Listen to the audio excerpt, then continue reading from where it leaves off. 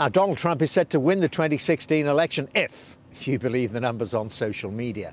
The Republican candidate has pointed to a huge Twitter and Facebook following as proof of his popularity, although some fresh research suggests that nearly a third of those accounts are so-called bots, so not real people. We'll talk about that in a moment or two with Zach Moffat, who ran Mitt Romney's digital campaign in 2012. He now heads the media company Target Venture, and by Kiosha Varela from the media company 270 Strategies, which works with Democratic candidates. And a very good morning to you both. Well, let me put it, I suppose, first of all, to you, Kiosha, about this idea that Donald Trump is actually doing better on social media than Hillary Clinton, flipping over, I suppose, the performance from the last two elections. I mean, you could say that he's doing better, but the real question is who's actually showing up to the polls? Who's actually showing up to the polls in particular in the battleground states, and we'll see come Election Day. But this idea of these bots, tell me more about that. Explain to the audience, perhaps don't know about these, that what you see is not necessarily what you get. When you get a huge, let's say, Twitter storm, say, you know, Donald Trump won the debate, not necessarily real people doing that. Yes, there's plenty of fake accounts being set up, much like catfish, so fake accounts linking to fake people who may or may not actually exist. So yeah, there's plenty of that out there. There's also plenty of real people out there tweeting for and against Donald Trump. And again, what really matters is less that and more who's actually showing up in the real world to the real people voting. Zach, let's revisit 2012 with Mitt Romney. Do you accept that it wasn't perhaps, let's say, the best performance on social media? Well, I think that it's a challenge when you go up against an incumbent president with the support that he has as he went through. I mean, I think President Obama and his team did an amazing job. I think also, though, sometimes these narratives are self-fulfilling in hindsight, and I think the same thing we're going to see with social media for Donald Trump. You know, I think that the question of the bots and whether it's a proxy for kind of a larger conversation about vanity metrics, like what is really justifying the press's, you know, kind of illusion of someone's winning an election because of the amount of people who tweet or retweet or something of that effect.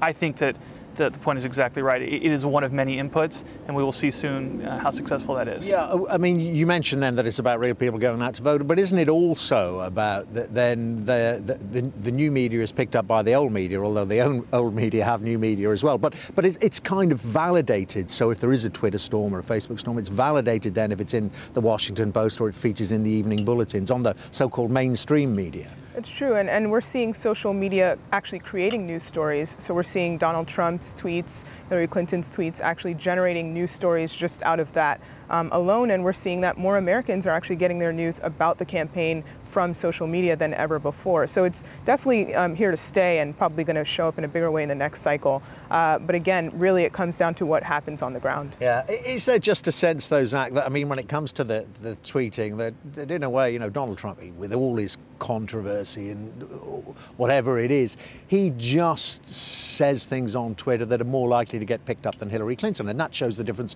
between the candidates. You know, this guy's a maverick. He shoots from the hip. Yeah, I think, you know, his campaign moves at the speed of social, and that's just the reality of it. They move at a speed unlike anyone's ever seen in politics before, because he says what he thinks. He says it seems to be in real time. I think in the primaries, Republicans had a real challenge keeping up with the speed of his comments because they thought they were responding to one thing, and he'd already moved to another topic. And I think he kept people very much off balance. I think in the general, we're seeing that's harder when you're going head-to-head with one person across 13, 15 battleground states. It's proving more difficult as we see through the process, and I think we've seen that the last couple of months. Yeah, and Kiosha, I mean, it's interesting then, you know, given they're pretty much the same generation, the candidates, you know, one's ability with social media, a lot of people putting that down to being on the reality show, to being on The Apprentice for so long, and as Hillary Clinton has demonstrated in other areas when it comes to the emails, you know, she didn't quite get technology for a while. Yeah, I mean, I think it's not even a question of didn't quite get technology. In this case, it's really more of who is controlled and who has a more controlled campaign, who's more careful and cautious in what they're issuing out. Both on social media and in person. I mean, Trump is not just shooting off from the hip on social media. He's doing it at live presidential debates. That's just who he is. And the question for voters is, do they want this man as president, someone who shoots off the hip, or do they want someone more careful and cautious, such as Hillary Clinton? And let's talk, I mean, about that direct link now between social media and getting the real people out to vote. I mean, we start really in 2008, I guess, don't we, with President Obama, the role of Facebook there in identifying your support, first of all, and then tickling them along during the course of the campaign, and then on the day, or actually in the days before with early voting, getting them out there. Yeah, I think that, we've seen this explosion of social media because in 2008 it was the first cycle, but now the audience, the amount of people that are online, it allows you to do these, and these tools reduce the friction to participate. So they're actually a net positive, I think, for society, that more people are engaged, they have more access to information. The question is which campaign is harnessing it to be most successful in actually turning out. I think we've seen some people harness it for fundraising, obviously for communications. We've talked a lot about social this cycle, but now we're going to see in the final days who's using digital to actually increase turnout, because we've seen studies that digital can turn out up to 5% more people for elections, which mail, phones, television just can't do. It doesn't have the power of digital. And Kiyoshi, you can tell us about this. I mean, how the Obama team, the super successful Obama team, twice winners, have they cooperated, handed everything over to the Hillary team because of the bad blood? Okay, it went back 8 years to the 2008 campaign, but there's no division, I guess, now between the White House team and the Clinton team. Yeah, I can't speak to the closeness of the two teams at this point, but what I can say is that it's clear that they're definitely following some of Obama's strategies from 08 and 12. You're seeing Hillary being more personal. You're seeing more use of video, which Obama definitely did in 2012, but Clinton is ramping up even more so this time around on social. You're seeing her kind of coalesce a group of cultural and social pop stars such as Beyonce, J-Lo, and others, both on the ground, giving those concerts and encouraging people to register and vote early. But also people are now, of course, sharing that information on social, like, hey, I'm at the concert and I'm voting early. So it's kind of a double win, both online and offline, and it's clear that she's kind of taken inspiration from Obama. It's interesting what you mentioned there about the kind of glitter that's been sprinkled over the Clinton campaign. Is Donald Trump, I heard him kind of dismiss we don't need the rock stars. I mean, is he a bit jealous, though, secretly, Zach, do you think about I think it's always helpful. The larger surrogates who allow to draw a crowd are helpful because you can be more than one place. I think that is the testament to the Democratic advantage this time around, having President Obama, former President Clinton. They have other surrogates that are going around and kind of expand their reach. But I do think that Trump is onto something in as much as he's able to generate those type of crowds and type of enthusiasm on his own. And I think from his perspective, that is the secret sauce that's going to help him propel him to victory. But also feeds into the narrative, doesn't it, Kiyoshi, that, I'm not part of that. They're a cozy club, they're rich, they're famous. Okay, Donald Trump is rich, but I'm not part of that, that elite.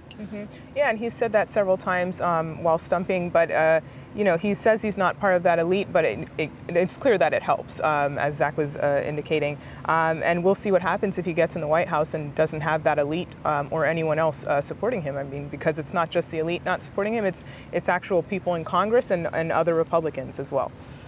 So what about that issue? I mean, just lastly, that issue of getting the vote out. Given the way the race went for the Republicans, and we know the attitude of the high command of the Republican Party towards Donald Trump. That database, does that necessarily interface now with Trump supporters in terms of getting the vote out? If you're using the Republican database, are they Trump supporters? They may support their local candidate for governor or whatever, but they might not support Donald Trump. Well, but they absolutely have access to the database. And I think that the value in this day and age is that you have really smart teams who can work with predictive analytics to kind of model who's most likely to turn out. Donald Trump is putting his resources to turning the people he thinks most likely to support him out. But the Republican ticket is also turning out people who will be supporting candidates lower down on the ballot. And so I think it's not an either or. I think it's hopefully all of the above. And hopefully on Tuesday we'll see success at the House and the Senate as well as the presidency. Listen, great talking to you. Thank you very much indeed. Kiyoshi Varela, Zach Moffat, very good to see you.